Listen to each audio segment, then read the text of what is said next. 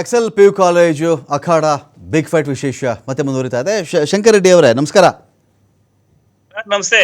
ಈಗ ನಾವು ಕೇಳಿಸ್ಕೊಳ್ಳಿ ಫಸ್ಟ್ ನಾನು ಪ್ರಶ್ನೆ ಕೇಳ್ತೀನಿ ರೀ ಶಂಕರ್ ರೆಡ್ಡಿ ಅವರೇ. ಇರ್ರಿ ನಿಮ್ದು ಎಷ್ಟು ಜಮೀನಿದೆ ಅಲ್ಲಿ ಶಂಕರ್ ರೆಡ್ಡಿ ಅವರೇ? ಜಮೀನ್ದಾರ ನೀವಲ್ಲಿ? ನಾವು ಜಮೀನ್ದಾರರು, ಬಟ್ ನಾನ್ ಜಮೀನೆಲ್ಲ 2006 ಅಲ್ಲಿ ರೆಡ್ ಝೋನ್ ಆಗಿತ್ತಲ್ಲ, ನಾನು 12ಗೆ ಮಾರ್ಕೊಂಡಿದ್ದೀನಿ ಸರ್. ನಾನು 4.5 ಎಕರೆ ಮಾರ್ಬೇಕಾದಂತ ಸಂದರ್ಭ ಅದು ಬಂತು. ಮಗಳು ಮದುವೆ ಮಾಡ್ಬೇಕಾಗ್ ಬಂತು. ನಮಗೆ ಒಳ್ಳೆ ರೈಟು ಸಿಗ್ಲಿಲ್ಲ. ರೈಟ್ ಸಿಗದ ಕಾರಣ ಏನು ಅಂದ್ರೆ, ಒಂದು ಕೆಂಪು ರಕ್ತ ಚಂದನದ ಒಂದು ಕೆಂಪು ವಲಯ ಒಂದು, ಎರಡನೇದು ಬಂದು ನಮ್ಮ ಋಷಭಾವತಿ ಚಾನಲ್. ಆ ಚಾನಲ್ದು ಪಕ್ಕದಲ್ಲೇ ಹಾದು ಹೋಗ್ತಾ ಇರೋದ್ರಿಂದ ಈ ಹೊರಗಡೆಯಿಂದ ಬಂದು ಬಂಡವಾಳ ಹಾಕೋಂತಾರು ಆ ಚಾನಲ್ದೆಲ್ಲ ನೋಡ್ಬಿಟ್ಟು ಕಮ್ಮಿ ರೇಟ್ಗೆ ಕೇಳಿದ್ರು. ಬಟ್ ವಿಧಿ ಇಲ್ದ ನಾವು ಅವಾಗ ಆ ಸಂದರ್ಭದಲ್ಲಿ ಮಗಳು ಮದುವೆ ಮಾಡ್ಬೇಕಾಗಿತ್ತು. ನಾನು ಮಾರ್ಕೊಂಡಿದ್ದೀನಿ ಸರ್. ಬಟ್ ನಮ್ಮ ಅಣ್ಣಂದೆಲ್ಲ ಈಗ ಜಮೀನ್ ಕೊಡ್ಸಿದೀನಿ ಸರ್. ಈಗ ಅಕ್ವೈರ್ಗೆ ಆಯ್ತು ಶಂಕರ್ ರೆಡ್ಡಿ ಅವರೇ, ಈಗ ಪಾಯಿಂಟ್ ಏನಂದ್ರೆ ನೆನ್ನೆ ಈ ಪೊರ್ಕೆಲ್ ಹೊಡೆದಿದ್ದಾರಲ್ಲ ಅಧಿಕಾರಿಗಳಿಗೆ, ಸರ್ವೆ ಆಫೀಸರ್ಸ್ ಅವರು, ಇವ್ರಿಗೆ ಸರಿನಾ ಇದು? ಸರೋಯ್ತಾ ಇದು ಸರ್? ಈಗ ಅದು ನಮ್ಮ ಗ್ರಾಮದ, ನಮ್ಮ ಪಂಚಾಯತಿ ವ್ಯಾಪ್ತಿಯ ಮಹಿಳೆಯರಾಗಿರ್ಬೋದು ಮತ್ತೆ ರೈತ ಬಾಂಧವರಾಗಿರ್ಬೋದು, ಅವರು ಒಂದು ದೃಢ ನಿರ್ಧಾರದಿಂದ ಹೊಡೆಯಲಿಲ್ಲ. ಇನ್ನೊಬ್ಬರ ಒಂದು ಈ ಪರೋಕ್ಷವಾದಂತ ಬೆಂಬಲ ಕೊಡದಿ ದಿಕ್ಸೂಚಿನ ಬದಲಾವಣೆ ಮಾಡಕ್ಕೆ ಇನ್ನೊಬ್ರು ಯಾರು ಶಂಕರ್ ರೆಡ್ಡಿ ಅವರ ಇನ್ನೊಬ್ರು ಯಾರು ಹೆಸರು ಹೇಳ್ಬೇಕಲ್ಲ ನೀವು? ಇನ್ನೊಬ್ರು ಯಾರು? ಪಿತೂರಿ ಯಾರ್ದು ಅಂತ ಈ ರಾಜಕೀಯ ಪ್ರೇರಣೆ ಇರ್ತದಲ್ಲಿ ಸರ್.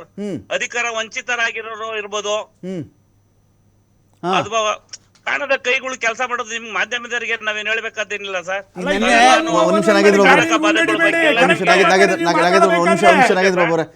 ಶಂಕರ್ ರೆಡ್ಡಿ ಅವ್ರು, ನಾನು ಕೇಳೋದೇನು ಗೊತ್ತಾ, ಇಲ್ಲಿ ನಿನ್ನೆ ಜಮೀನ್ ಸರ್ವೆಗೆ ಬಂದಿದ್ರಲ್ಲ, ಅಲ್ಲಿ ಜಮೀನ್ ಕೊಡ್ತೀನಿ ಅಂತ ಹೇಳಿದ್ದವ್ರು ಸರ್ವೆಗೆ ಬಂದಿದ್ರಾ, ಕೊಡಲ್ಲ ಅಂತ ಹೇಳಿದವ್ರು ಜಮೀನಿಗೆ ಇವ್ರು ಹೋಗಿದ್ರಾ? ಯಾರು ಸರ್ವೆಗೆ ಬಂದಿದ್ದ? ಕೊಡ್ತೀವಿ ಅಂತಂದವರಿಗೆ ಅವರು ಇದ್ ಕೊಟ್ಟಿದ್ರಲ್ಲ ಲೆಟ್ರು, ನಮ್ಮ ಜಮೀನ್ ಬಂದು ನೀವು ಸರ್ವೆ ಮಾಡಿ ನಮಗೆ ಕಾಂಪೋಸಿಷನ್ ಕೊಡಿ ಅಂತ ಯಾರು ಅಪ್ಲಿಕೇಶನ್ ಹಾಕಿದ್ರು ಅವ್ರಿಗೆ ಅಂತ ಬಂದಿದ್ದು. ಈಗ ಶಂಕರ್ ರೆಡ್ಡಿ ಅವರೇ, ಇಲ್ಲಿ ಇನ್ನೊಂದೇನ್ ಗೊತ್ತಾ, ಈ ಟೌನ್ಶಿಪ್ ವಿಚಾರದಲ್ಲಿ 80% ಅಷ್ಟು ಜನ ಕೊಟ್ಬಿಡ್ತೀವಿ ಅಂತ ಹೇಳಿದ್ದಾರೆ, ಒಂದು 20% ಜನ ಕೊಡಲ್ಲ ಅಂತ ಹೇಳಿದ್ದಾರೆ ಅಂತ ಹೇಳ್ತಾರ. ನಿಜಾನ ಇದು ಟೌನ್ಶಿಪ್ಗೆ? ಸರ್, ಈಗ 20% ಒಪ್ಪಲ್ಲ ಅಂತ ಇದಾರಲ್ಲಿ ಸರ್. ಇದು ಕೊಡಕ್ ಬಿಡ್ತೀನಿ ಅಂತ ಇದ್ದಾರಲ್ಲಿ ಸರ್. ಅವ್ರ ಸರ್ವೆ ಮಾಡಕ ಬಿಟ್ಕೊಡ್ಲಿ ಬಿಡಿ 80% ಅವರು. ಈಗ 20% ಅವ್ರು ಓಕೆ ಇದ್ದಾರಲ್ವಾ? ಈಗ ನಾನೊಂದ್ ಮನೆ ಕಟ್ಟಬೇಕು, ಮಗಳು ವಿದ್ಯಾಭ್ಯಾಸ ಮಾಡ್ಬೇಕು, ಇನ್ನೊಂದ್ ಮಾಡ್ಬೇಕು, ಸಾಲ ತೀರ್ಸ್ಬೇಕು, ಏನೋ ಮಾಡಕ್ ನಾನು ಪ್ರಯತ್ನದಲ್ಲಿದ್ದೀನಿ. ನನಗ್ ಸಹಕಾರ ಕೊಡಕ್ಕೆ ಏನ್ ತೊಂದ್ರೆ? ಫೈನ್.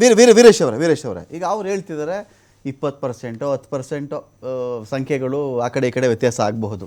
ಒಬ್ಬ ಒಪ್ಕೊಂಡಿದ್ದ ಅನ್ಕೊಳ್ಳಿ, ಅಲ್ಲಿ ಒಬ್ಬ ಕೇಳಿಸ್ಕೊಬಿಡಿ, ಒಬ್ಬ ಒಪ್ಕೊಂಡಿದ್ದ 5 ಎಕರೆ ಕೊಡ್ತೀನಪ್ಪ ನಾನು, 10 ಗುಂಟೆ ಕೊಡ್ತೀನಿ ಅಂತ ಹೇಳಿದ್ರೆ ಅವ್ರು ಸರ್ವೆ ಮಾಡ್ಸಕ್ಕೆ ಪ್ರಾಬ್ಲಮ್ ಯಾಕೆ ಅಡ್ಡಿಪಡಿಸ್ತಿರೋದು? ಸರ್, ಇವಾಗ ನನಗೆ ನಿಮ್ದು ಎಷ್ಟು ಎಕರೆ ಜಮೀನಿದೆ? ನಿಮ್ದು? ನಮ್ದು 4 ಎಕರೆ ಇದೆ ಸರ್. ಓಕೆ, ಹೇಳಿ ಸರ್. ಇವಾಗ ನನಗೊಂದು ಖುಷಿ ವಿಚಾರ, ಯಾಕೆ ಇಷ್ಟು ದಿವಸವರೆಗೂ 80% ಒಪ್ಕೊಂಡಿದೀವಿ ಅಂತ ಹೇಳೋರು, ನಮ್ಮ ಸ್ನೇಹಿತರಾದ ಶಂಕರ್ ರೆಡ್ಡಿ ಅವರು 20% ಅಂತ ಹೇಳ್ತಾ ಇದ್ರೆ ಖುಷಿ ಆಗ್ತಾ ಇದೆ. ಅದು ವಾಸ್ತವ ಇರೋದೇ, ಅದು ಕರೆಕ್ಟ್. ಸತ್ಯ ಯಾವತ್ತು ಇರಲ್ಲ, ಹೊರಗಡೆ ಬಂದ್ಬಿಡುತ್ತೆ. ನಾವ್ ಹೇಳ್ತಾ ಇರೋದು ಏನ್ ಗೊತ್ತಾ ಸರ್, ಅವ್ರು ಕೊಡೋರು ಕೊಡ್ಲಿ ಪಾಪ, ಅವ್ರಿಗೆ ಇವ್ರು ಹೇಳ್ತಾ ಇದಾರೆ ಪ್ರಾಬ್ಲಮ್ ಇದೆ, ನಮ್ಗೆ ಅದೇ ಎಲ್ರಿಗೂ ಇರುತ್ತೆ ಪ್ರಾಬ್ಲಮ್. ನಾವು ಜಮೀನ್ ಕೊಡೋರು ವಿರೋಧಿಗಳಲ್ಲ. ನಾನೇನ್ ಹೇಳ್ತಾ ಇದೀವಿ, ಈ 9,600 ಎಕರೆ ಏನಿದೆ, 9,600 ಎಕರೆ ಇವಾಗ ಯಾರು ಒಪ್ಕೊಂಡಿದ್ದಾರೆ ಅವ್ರದ್ದು ಮಾತ್ರ ಜಮೀನ್ ಇಲ್ಲ ಅಲ್ಲಿ. ನಾವೇನ್ ಹೇಳ್ತಾ ಇರೋದು, ಮನವಿ ಮಾಡ್ತಾ ಇರೋದು ಏನಂದ್ರೆ, ಇವಾಗ ಯಾರು ಒಪ್ಕೊಂಡಿದಾರೋ ಅವ್ರದ್ದು ಮಾಡ್ತೀವಿ, ಮಿಕ್ಕಿದವ್ರನ್ನ ಈ ಪ್ರಾಜೆಕ್ಟ್ ಇಂದ ನಾವು ಹೊರಗಡೆ ಇಡ್ತೀವಿ. ನಾವು ಬಲವಂತವಾಗಿ ಯಾರ್ದು ಭೂಮಿ ನಾವು ಇದು ಮಾಡಲ್ಲ ಅಂತ ಒಂದ್ ಹೇಳಿ ಸರ್, ನಾವೇ ನಿಂತ್ಕೊಂಡು ಸರ್ವೆ ಮಾಡಿಸ್ಕೊಡ್ತೀವಿ. ರೈತರನ್ನೇ, ಯಾವ ಪೊಲೀಸ್ನವರು ಬೇಡ, ನಮ್ಮ ಜಮೀನುಗಳನ್ನ ಹೊರಗಡೆ ಇಟ್ಬಿಡ್ಲಿ.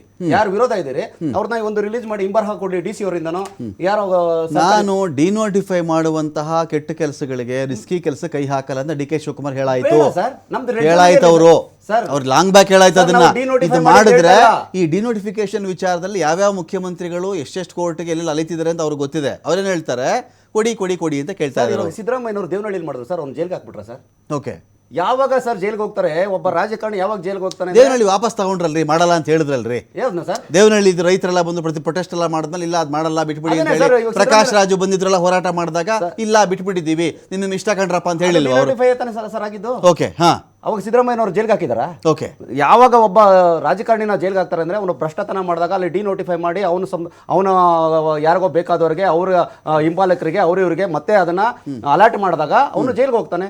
ನೀವು ಡಿನೋಟಿಫೈ ಮಾಡಿ ರೈತರಿಗೆ ಬಿಟ್ಬಿಡಿ, ಯಾರು ಕಷ್ಟ ಇದ್ರೆ ಅವ್ರು ಮಾರ್ಕೋತಾರೆ, ಬೇಡ ಅಂತ ಹೇಳಲ್ವಲ್ಲ. ಈ ಝೋನ್ ಚೇಂಜ್ ಮಾಡಿ. ಇವಾಗ ಯಾರು ಹೇಳ್ತಾ ಇದ್ರೆ ನಮ್ಮ ಸ್ನೇಹಿತರು ಹೇಳ್ತಾ ಇದಾರಲ್ವಾ, ರೆಡ್ ಝೋನ್ ಆಗಿತ್ತು ಅಂದ್ರೆ ಇವತ್ತು ಆ ಪರ ಅಂತ ಹೋರಾಡ್ತಾ ಇರೋರು ನಮ್ಮ ಅಣ್ಣ ತಮ್ಮದಿರೇ, ನಮ್ಮ ಭಾಗದ ರೈತರೇ, ಅವರು ಒಟ್ಟಿಗೆ ಬರಲಿ. ಇವತ್ತು ರೆಡ್ ಝೋನ್ ಮಾಡಿದ್ರೆ ಕುಮಾರಸ್ವಾಮಿ ಅವ್ರನ್ನ ಪಕ್ಕದಲ್ಲಿ ಕೂರಿಸ್ಕೊಂಡು ಪ್ರತಿಭಟನೆ ಮಾಡ್ತೀರಿ ನೀವು? ರೆಡ್ ಝೋನ್ ಮಾಡಿದೆ ಕುಮಾರಸ್ವಾಮಿ ಅವರು ಅಂತಲ್ಲ ಸರ್, ಅಲ್ಲ, ರೆಡ್ ಝೋನ್ ಮಾಡಿದೆ ಕುಮಾರಸ್ವಾಮಿ, ರೆಡ್ ಝೋನ್ ಮಾಡಿದವ್ರು ಕುಮಾರಸ್ವಾಮಿ. ಯಾರು ಇದು ತೆಗಿರಿ, ಮೊಬೈಲ್ ತೆಗಿರಿ, ಮೊಬೈಲ್ ಅಲ್ಲಿ ಮಾಡಿ. ನಾವು ಒಪ್ಕೋತೀವಿ ಮತ್ತೆ ಸರ್, ಅವರೇ ಪ್ರತಿಭಟನೆ ರಾಜಕೀಯ ಮಾಡ್ತಾ ಇಲ್ಲ ಸರ್. ನಾವಿಲ್ಲಿ ರಾಜಕೀಯ ಇಲ್ಲ, ರೈತರ ಬಗ್ಗೆ ಮಾತಾಡ್ತಾ ಇದೀವಿ ನಾವು. ನಿಮಗೂ ಜೆಡಿಎಸ್ಗೂ ಯಾವುದೇ ಸಂಬಂಧ ಇಲ್ಲ. ನೀವು ಜಮೀನ್ದಾರರು ಸರ್, ರಾಜಕೀಯ ಬಂದಾಗ ನನ್ನ ಸರ್ ಎಕ್ಸಾಂಪಲ್, ನನ್ನ ಮನೇಲಿ ನನ್ನ ಹೆಂಡತಿ ಯಾರು ಓಟ್ ಹಾಕ್ತಾಳೆ ಅಂತ ನನ್ಗೆ ಗೊತ್ತಿಲ್ಲ. ಓಕೆ. ಎಲೆಕ್ಷನ್ ಟೈಮಲ್ಲಿ ರಾಜಕೀಯ ಬೇರೆ ಸರ್. ಅವತ್ತು ಎಲೆಕ್ಷನ್ ಅಲ್ಲಿ ಯಾವತ್ತು ಯಾರಿಗೆ ಇಷ್ಟ ಬರ್ತದೋ, ಯಾವತ್ತು ಯೋಗ್ಯನೋ ಅಯೋಗ್ಯನೋ ಅವತ್ತು ನಾವು ಹಾಕೋತೀವಿ ಓಟ್ನ. ಇವತ್ತು ನಾವು ರೈತರಾಗಿ ಮಾತಾಡ್ತಾ ಇರೋದು. ರೈತರ ರಾಜಕೀಯ ಬೇಕಾಗಿಲ್ಲ. ಇವತ್ತು ನಮಗೆ ಬಿಜೆಪಿ ಬಂದರೆ ಯತ್ನಾಳವರೆಗೂ ನಮಗೂ ಸಂಬಂಧ ಇಲ್ಲ. ಅವ್ರು ಇರೋದು ಎಲ್ಲಿದ್ದಾರೆ? ಬಿಜಾಪುರದಲ್ಲಿ ಇದ್ದಾರೆ. ಅವರು ಬಂದು ಸಪೋರ್ಟ್ ಮಾಡಿದರೆ ಇವತ್ತು ಕಾಂಗ್ರೆಸ್ ಇರೋ ಬಾಲಕೃಷ್ಣ ಅವರು ಬರಲಿ.